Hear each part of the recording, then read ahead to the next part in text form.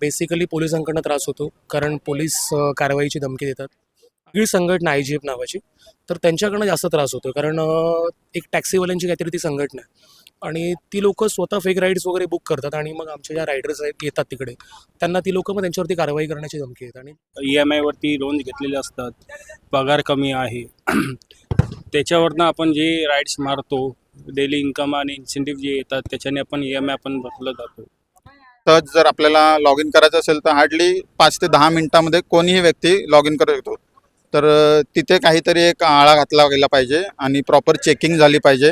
त्यानंतरच as a rider म्हणून आपण काम करू शकू. अशा काहीतरी गोष्टी अंमलात आणल्या गेल्या पाहिजे. हो, कारवाई केली जाते कारण आता कुठलीच क्लॅरिटी नाही आहे. राज्य शासनाकडनं तसं आता एक डिक्लेरेशन आलं आहे, पण तसं कुठलं परिपत्रक आमच्यापर्यंत पोहोचलं नाही आहे. जॉबचं प्रमाण काहीच नाही आहे आणि ह्या माध्यमातून जर आपली मराठी मुलं, आपल्या विभागातली पोरं, आपली सगळी मुलं भैया असू दे, मराठी कोणी असू दे, 4 पैसे कमवत आहेत, वाहतुकीला चालना देत आहेत. सरकारला आम्ही आमच्या प्रत्येक ॲपमधून, प्रत्येक राईडमधून आम्ही GST भरतोय, सगळ्या गोष्टी आम्ही लिगली करतोय. मग तरीही एवढं करूनसुद्धा आम्हाला नाहक त्रास होतोय ना, हे कुठेतरी थांबलं पाहिजे. 5 वर्ष सगळे झोपले होते आणि 6व्या वर्षी त्यांना जाग आली की हे अनलिगली. माझी सरकारला एकच विनंती आहे की काही ते योग्य रूल्स घेऊन येऊन बाईक टॅक्सी पूर्ववत चालू करावी आणि त्यामुळे सगळ्यांना एक हक्काचा रोजगार मिळेल. EV बाईक आहे, इलेक्ट्रिक असून पण माझ्यावरती कारवाई कशी, त्याबद्दल मी विचारलं तर त्यांनी मला बोलले की नाही, इलेक्ट्रिक पण बॅन केलेले आहे, कारवाई होईल. मेन जो चार्जिंगचा लॅग टाईम आहे तो फिजेबल नाही ॲज अ बाईक रायडर आम्हाला, त्यामुळे आम्ही इलेक्ट्रिककडे वळू शकत नाही आहोत. परंतु सरकार आय डोंट नो कशासाठी आम्हाला इतकं प्रेशराईज करतं की फक्त ई बाईकच घ्या. त्यापेक्षा तुम्ही आहेत एक्झिस्टिंग बाईक्सवरती तुम्ही आम्हाला काही परमिट सिस्टम करत असाल तरीसुद्धा आमच्यातले बहुतांश रायडर तयार आहेत.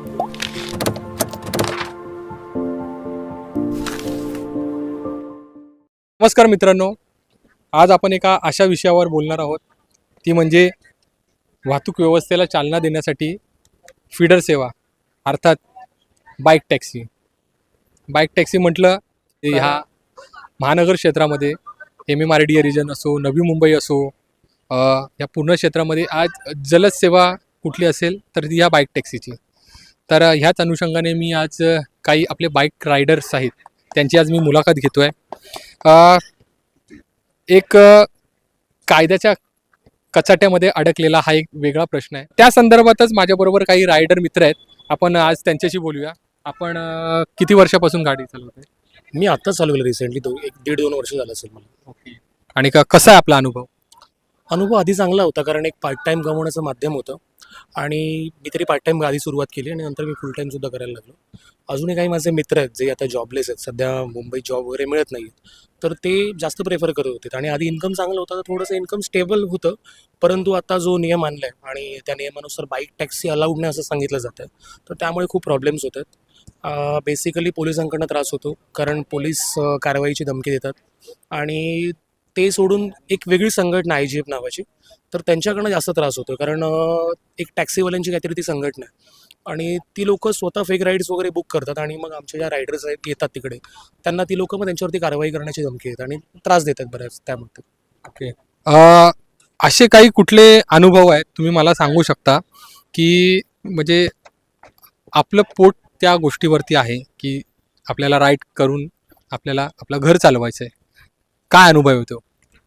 अनुभव म्हणजे आता जसं एक पार्ट टाईम करून आपण रॅपिडो चालवतो, ते आपलं पोट भरण्यासाठी चालवतो. काय काय लोकांची EMI वरती लोन घेतलेले असतात, पगार कमी आहे. त्याच्यावरनं आपण जे राईड्स मारतो, डेली इन्कम आणि इन्सेंटिव्ह जे येतात त्याच्याने आपण EMI आपण भरलं जातो. आणि घरच्यांची जी परिस्थिती आहे प्रत्येक रायडरची, ते फेस करावंच लागतं ह्याच्यातून. आणि सरकारांना निवेदन आहे की जे हे ॲप आता यांनी चालू केलेलं आहे त्याच्यावरती तुम्ही काय ते उत्तर प्रस्ताव करा त्याच्यावर. तर मित्रांनो, काही गोष्टी अशा आहेत की गुन्हेगारीचं क्षेत्र वाढलं आहे, पण त्या गुन्हेगारीच्या क्षेत्रामध्ये भरपूर ठिकाणी हे जे आपले बाईकस्वार आहेत, जे आपले बाईक रायडर्स आहेत, त्यांच्यावरती पण एलिगेशन्स आलं जात आहे. त्या संदर्भातमध्ये पण आपल्याला ती चर्चा करायची आहे.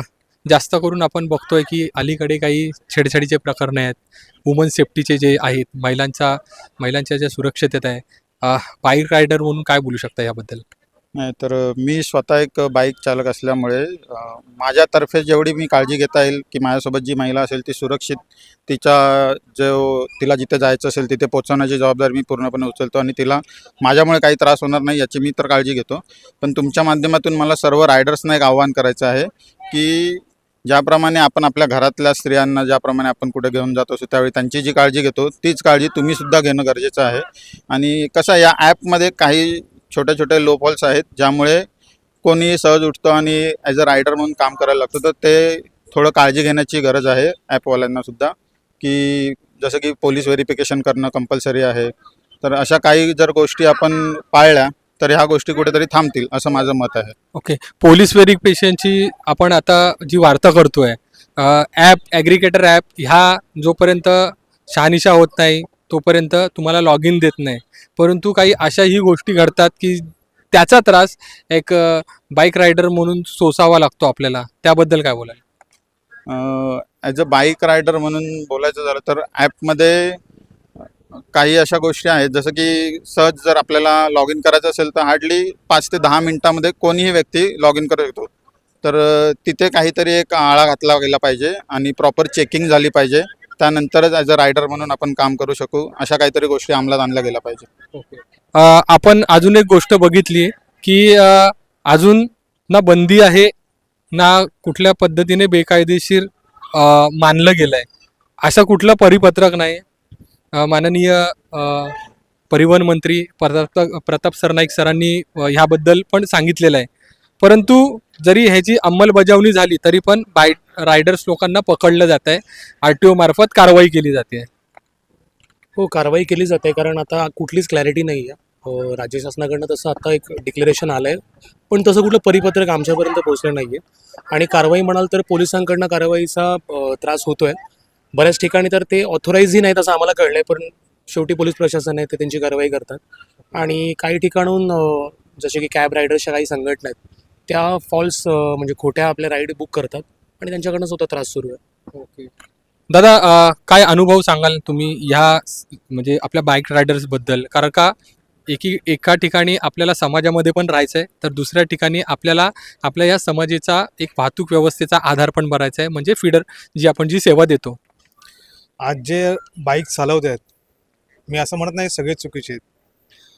एखाद दुसरे असतील बोटावर मोडण्यासारखे, पण बाकीचे जे आहेत ना, ज्यांना आज तुम्ही बघितलं असं जॉबचं प्रमाण काहीच नाही आहे. आणि ह्या माध्यमातून जर आपली मराठी मुलं, आपल्या विभागातली पोरं, आपली सगळी मुलं भैया असू दे मराठी कोणी असू दे, 4 पैसे कमवत आहेत, वाहतुकीला चालना देत आहेत. सरकारला आम्ही आमच्या प्रत्येक ॲपमधून प्रत्येक राईडमधून आम्ही GST भरतोय, सगळ्या गोष्टी आम्ही लिगली करतोय. मग तरीही एवढं करून सुद्धा आम्हाला नाहक त्रास होतोय ना, हे कुठेतरी थांबलं पाहिजे. आम्ही चुकीचं काम करतच नाही आहेत. मी मला काय म्हटलं की एखाद दुसरे असतील की ज्यांना हे नकोच आहेत, ज्यांना हा ॲप नको आहे. तसं त्यांनी सांगितलं IGF सारख्या संघटना ज्या काय आहेत, आणि ह्यांनी जसं सांगितलं की ॲप कोणी यूज करू शकतो. जर आम्हाला ही संघटना बंद किंवा हा आम्हाला ॲप बंद करायचा आहे, तर तुम्हाला माहिती आहे ते ज्यांना करायचे ते कसेही करणार त्या नावाने. तर माझं कंपनीला पण थोडंसं सजेशन असेल की थोडंसं प्रिपेअर राहणं गरजेचं आहे, थोडंसं आपण अलर्ट राहणं गरजेचं आहे की अशा लोकांपासून कसं वाचता येईल. आणि पण हे बंद होणं म्हणजे खूप चुकीची गोष्ट आहे.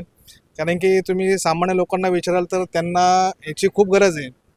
मी कुठल्याही वाहतूक व्यवस्थेला नावं ठेवत, आज तुम्हाला कुठे रिक्षा पकडायची आहे, टॅक्सी पकडायची आहे, तर तुम्हाला ते नाक्यावर यायचं आहे, मग त्यांना हात दाखवायचे आहेत. ते जेव्हा थांबतील त्यांच्या मनाने तेव्हा तुम्हाला जायचं. सांगितलं ना, ह्या कामामुळे आज सर्वसाधारण माणूस चांगलं कमाई करतोय, आपलं घर चालवतोय. ह्या चुकीच्या अफवांमुळे जो माणूस मेहनत करतोय त्याचंही घर साहेब उद्ध्वस्त होणार आहे. 2019 पासून राईड चालू आहे, रॅपिडो चालू आहे. आज 2026 झालं, 5 वर्ष झाले. 5 वर्ष सगळे झोपले होते आणि 6व्या वर्षी त्यांना जाग आली की हे अनलिगली आहे. मित्रांनो, मला ह्या व्हिडिओच्या माध्यमातून एकच सांगायचं आहे की एका ठिकाणी जर तरच्या गोष्टी चालल्या आहेत, कुठे तर बेकायदेशीर आहे, कुठे म्हणतात बंदी आहे. परंतु ॲग्रिगेटर ॲप आत्तापर्यंत चालू आहे, हे काय समजत नाही. पण ह्याच अनुषंगाने आपल्याला तो आता एक महत्त्वाचा विषय घ्यायचा आहे, तो म्हणजे बंदी झाल्यावर काय होईल. जर का बंदी झाली तर आता सध्या कसं आहे की खूप सारी आपली मराठी मुलं आहेत ज्यांनी 2019 पासून ही ॲप चालू आहे. तर खूप जणांनी आपला चालू जॉब सोडून यामध्ये आपलं क्षेत्र निवडलेलं आहे, कारण की इकडे त्यांचा जो सध्याचा जॉब होता त्यापेक्षा खूप चांगला त्यांचा पगार इकडे त्यांना भेटत आहे. तर त्यामुळे खूप जणांनी आपलं घर चालवण्यासाठी हा पूर्ण म्हणजे एक आपला परमनंट जॉब म्हणूनच इकडे पाहिलं होतं. पण अचानक हा जो सरकारचा निर्णय आला आहे की ही ॲप एकदम म्हणजे बाईक टॅक्सी इलिगल करून अचानक बंद करण्यात आली, त्यामुळे खूप मोठा त्रास होत आहे सगळ्यांना. तर माझी सरकारला एकच विनंती आहे की काही ते योग्य रूल्स घेऊन येऊन बाईक टॅक्सी पूर्ववत चालू करावी आणि त्यामुळे सगळ्यांना एक हक्काचा रोजगार मिळेल. अजून एक प्रश्न सारखा सतावतोय, ती म्हणजे होणारी कारवाई. कारवाई ती 10,000 RTO मार्फत दंडात्मक 10,000 रुपयाची कारवाई. कुठे कुठे ज्या मुलांचं जे दिवसाचं जे त्यांचं जो उत्पन्न आहे 250, 500, 600, 1000, कुठे 10,000ची ती पावती आणि कुठे त्यांनी दिवसभराची केलेली कमाई. तर एक साधारण एक व्यक्ती जर दिवसाचे 8 ते 10 तास जर काम करेल तर तो साधारण 800 ते 1000 रुपये कमाई करतो, ज्यामध्ये त्याच्या पेट्रोलचा खर्च मायनस केला तर त्याच्या हातात 700 ते 800 रुपये उरतात. पण सरकारने जो नियम काढला आहे की जर बाईक टॅक्सी चालवली तर 10,000 रुपये फाईन. तर माझ्या मते कमीत कमी 12 ते 15 दिवसाच्या एखाद्या माणसाची ती कमाई आहे आणि ती जर सहज तुम्ही एका चुकीसाठी जर तुम्ही 10,000 फाईन मारत असाल तर ते कुठेतरी चुकीचं आहे आणि ते थांबलं पाहिजे. आणि त्यासाठी योग्य ते नियम आणून बाईक टॅक्सी सगळ्यांसाठी पूर्ववत चालू करावी हीच माझी अपेक्षा आहे. भविष्यामध्ये ज्या आपल्या कमर्शियल व्हेइकल आहेत त्यांचे परमिट त्यांना परमिट देण्यात आले किंवा बाईक टॅक्सी लिहून त्याच्यावरती ब्लॅक आणि पिवळ्या पट्टीने ती बाईक हे झाली, तर काय प्रतिक्रिया असेल आपण रायडरकडून जाणून आनंदाची गोष्ट असेल. कुठेतरी आम्हाला हक्काचा रोजगार भेटेल. आम्ही हक्काने गाडी चालवू, हक्काने जी सेवा पुरवते ती पुरवू. ओके. मला आता ही एक गोष्ट अत्यंत महत्त्वाची ती मला तर समजून घ्यायची आहे. भविष्यामध्ये जसं जसं ह्या माध्यमातून आपली ही सेवा वाढत जाईल, कसं नियंत्रण ठेवू शकतो, कारण का ह्यामध्ये पारदर्शकता खूप महत्त्वाची आहे. जसं की आता प्रत्येक रायडरने त्यांचं ड्रेसिंग कोड हे त्यांनी नीट ठेवायला हवा. मीन्स शूज, फॉर्मल्स किंवा जीन्स शर्ट घालून त्यांनी प्रॉपर राईड करायला हवी. कस्टमरसोबत फ्रँकली आणि रोड बिहेवियर ठेवायला नको. हे काय असेल तर पोलाइटली तुम्ही बोला. आणि जर कोणीही तुम्हाला शिव्या घालून काय करत असतील, म्हणजे आता अपशब्द मोस्टली अपशब्द वापरतात किंवा ड्रिंक कस्टमर्स पण असतात आपला मागे बसलेले, त्यांच्याशी तुम्ही नीटच वागा. सडनली तो नंबर येतो त्या रायडर्सला आणि अशाही काही गोष्टी आपण बघितलेल्या आहेत. तर त्या संदर्भामध्ये पण आपण रायडर्सशी बोलूया. तर सांगा मला एक्झॅक्ट काय घडतं आणि ते कसं तो म्हणजे त्याबद्दल सांगा. बघा, आता मी सुद्धा आताच ऐकलंय, पण आमच्यावर असं कधी झालेलं नाही, कारण महिलांच्या शिवाय कुठले राईड्स येतात. फक्त नाव आम्हाला दिसतं, पहिलं नाव, आणि कधी कधी नाव सुद्धा वेगळं असतं. पण आम्हाला नंबर नाही येत. आम्हाला एक जो त्यांचा सेंट्रलाइज नंबर असतो तोच दिसतो. तो नंबर बहुधा बँगलोर किंवा असा कुठला तरी बाहेरचा राज्यातला दिसतो. पण आम्ही फक्त ऑनलाईन कॉल त्यांना करू शकतो आणि तेवढंच आमचं कनेक्शन राहतं. आणि पेमेंटला पण आम्हाला त्यांचं काय नावाशिवाय आम्हाला दुसरी काही गोष्ट दिसत नाही. परंतु आता आपण एक काही अशा माध्यमातून न्यूज पण ऐकतो की त्यांना रिव्हर्ट SMS केला जातो. त्याबद्दल ते ॲलिगेशन तुमच्यावरती पण येतं. आता कसं आहे ना, प्रत्येक गोष्टीला म्हणजे नावं ठेवणारे सुद्धा 50 जण असतात. म्हणून काही लोक जे कार्यरत आहेत त्यांच्यापैकी कोणाचं हे काम असू शकतं. कारण आम्ही एवढी मुलं चालवतोय, तुम्ही कोणालाही विचारा कुठल्याही रायडर्सना, आम्हाला कुठल्याही मुलांचा नंबर दिसतच नाही. ओके. म्हणजे याचा अर्थ कंपनी सगळे ते call voice recorded secretly maintain पण करते आणि ते रेकॉर्डेड पण असतात. Correct. पण त्यानंतर पण असे काही गंभीर गुन्हे जे ॲक्सिडेंटचे पण आपण ऐकले आहेत किंवा अजून काही गोष्टी आहेत, तर त्याबद्दल पण तुमचं काय मत असू शकतं? तर ॲक्सिडेंटबद्दल बोलायचं झालं तर कसं आहे की प्रत्येक क्षेत्रात म्हणजे कोणतंही वाहन म्हटलं तर त्याचं ॲक्सिडेंट होतंच काही प्रमाणात. जिथे 100 राईड होतात तिथे एखाद छोटं मोठं ॲक्सिडेंट होऊ शकतं. तर त्यामुळे पूर्ण रॅपिडो रायडर्स चुकीचे आहेत किंवा सगळ्यांचेच ॲक्सिडेंट होतील किंवा त्यामुळे सगळ्यांनाच त्रास होईल असं काही अर्थ होत नाही त्याचा. तर ती एक छोटीशी गोष्ट असं समजून आपण बाकी रायडर्सना सपोर्ट करायला पाहिजे असं माझं वैयक्तिक मत आहे. पण कधी-कधी आहे ना, ह्या सगळ्यांमध्ये पण नाकेबंदी होते, कारवाई होते. त्यामध्ये पण सामोरं जावं लागतं. असा प्रसंग झालाय का तुझ्याबरोबर? हो, झालेलं आहे. मी जेव्हा राईड घेतलेली ना, तेव्हा मला पोलिसवाल्यांनी अडवलं. आणि विचारायला रॅपिडो आहे तर मग कारवाई होईल असं. मग तुम्ही काय त्याच्यावरती नाही, मी त्यांना विचारलं की म्हणजे माझी EV बाईक आहे, इलेक्ट्रिक असून पण माझ्यावरती कारवाई कशी, त्याबद्दल मी विचारलं तर त्यांनी मला बोलले की नाही, इलेक्ट्रिक पण बॅन केलेले आहे, कारवाई होईल. तर तुमच्याकडे काही असे कंपनीबरोबर काही त्या टायमिंगला संवाद झाले का? हो, कंपनीला मी कॉल केलेला, कस्टमर केअरला कॉल केला, तर त्यांचा पण त्यांचा रिप्लाय असा होता की कारवाई वगैरे काही नाही, म्हणजे होत नाही आहे, तुम्ही आम्हीच सहकार्य करू. पण त्यांनी सहकार्य काय केलं नाही मला. मित्रांनो, एका टायमिंगला सेवा पण देते, पण दुसरीकडे त्या सेवेचा जो सपोर्ट पाहिजे तो पण कुठेतरी कमी बघायला भेटतो. अ, अ, तसं आश्वासनही दिलं जातं. काय बोलाल? आश्वासनं तर आपल्याला भारतात ती सवयच आहे, आपल्याला प्रत्येकाला आश्वासनं येतात. ती पूर्णत्वास येईपर्यंत कदाचित आम्ही असू नसू आम्हालाच नाही माहिती. पण मला तरी असं वाटतं की या ठिकाणी इलेक्ट्रिक बाईकचा जो अट्टाहास आहे, म्हणजे आज सगळ्यांना इलेक्ट्रिक बाईक घेणं पॉसिबल नाही आहे. त्याची कॉस्ट जी आहे म्हणजे मॅन्युफॅक्चरिंग कॉस्ट आहे, त्याच्यानंतर त्याचा मेंटेनन्स आहे किंवा त्याचा मेन जो चार्जिंगचा लॅग टाईम आहे, तो फिजिबल नाही ॲज अ बाईक रायडर आम्हाला. त्यामुळे आम्ही इलेक्ट्रिककडे वळू शकत नाही आहोत. परंतु सरकार आय डोंट नो कशासाठी आम्हाला इतकं प्रेशराईज करतं की फक्त ही बाईकच घ्या. त्यापेक्षा तुम्ही आहेत एक्झिस्टिंग बाईक्सवरती तुम्ही आम्हाला काही परमिट सिस्टम करत असाल तरीसुद्धा आमच्यातले बहुतांश रायडर तयार आहेत. शेवटी तो रोजगाराचं एक आम्हाला साधन मिळतंय. पण त्याला काहीतरी मला असं वाटतं की सरकारी नियमाची धार असेल तर आम्हाला कोण उद्या त्रास देऊ शकणार नाही.